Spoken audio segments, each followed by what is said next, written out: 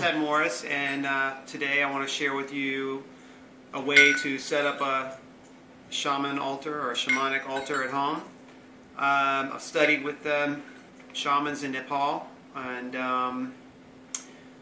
I've been practicing ever since over here back in the United States. Anyhow, I'm going to show you a few things here. First, in Nepal, they work with kind of their tribal tradition as well as a Hindu tradition, and some of them work with a Buddhist tradition. So on my altar, I've got Shiva, and Lord Shiva is one of the main gods with shamanism, one of the main initiators. And I don't have her represented very well, but Kali right here is the other central goddess, actually, of the shamanic tradition in Nepal. Predominantly Shiva and Kali, because they are both warrior gods and goddesses. And with shamanism, you have to work with a lot of adverse energy and change it for healing and rebalancing stuff. Also, I've got Durga, who's who was originally Parvati, which is Shiva's wife, and then Lakshmi, goddess of abundance and blessing.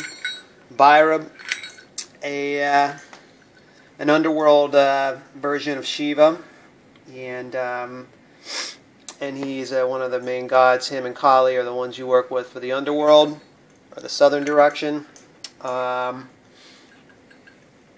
here we got this little green box represents nature, my ancestral connection with nature, and with the tradition that I was taught in Nepal, we call that Chenche Cook. It's for the part of our lineage and bloodline that it dispersed back in the nature when we die, and is a part of nature in us, as we are incarnated on this earth. Here, this is represents the aspects of our ancestors and our souls that are from the upper world. Tataskoti, which is Shiva family. Here we have, this is called a Bumba, and it represents, it's a container of water, contains water.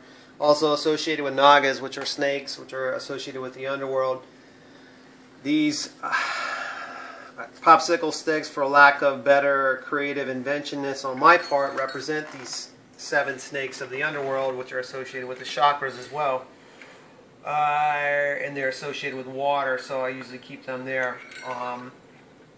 They're very central to healing with when working with a client. So the Nagas are very important. Over here, I have some makeshift versions of some of my totem animals. I worked with these systems. I got these out of the Mongol system of shamanism. This representation here is my central shamanic spirit guide, and what they call an Uda, which is your central spiritual spirit guide that every shaman has when working with the Mongolian system. I like to mix both. Some people are more purists, but they both have different aspects, which are very beautiful and awesome, and I want to work with both of them here.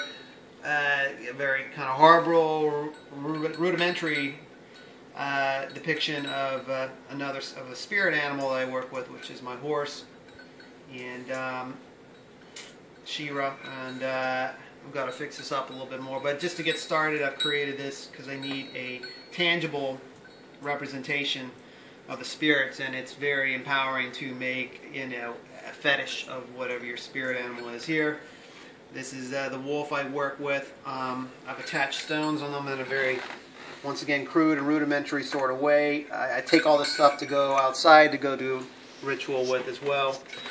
This crystal right here I acquired from a shaman in Nepal, and it represents Banjankri, which is the king shaman of Nepal, which is represented in this crystal.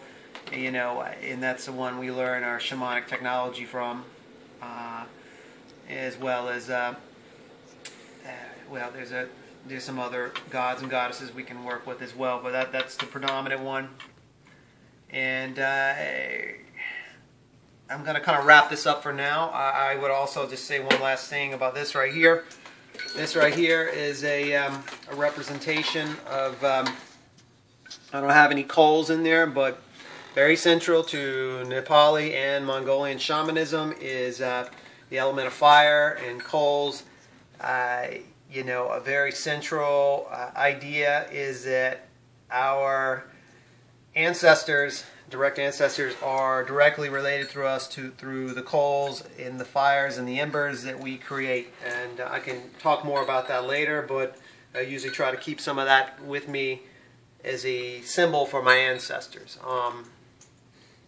I will touch on regalia and shaman attire and costumes and drums and a whole plethora of shamanic technology. So, but for now, that's that, and I'll even tell you about this furba here, which is kind of like a wand, but different.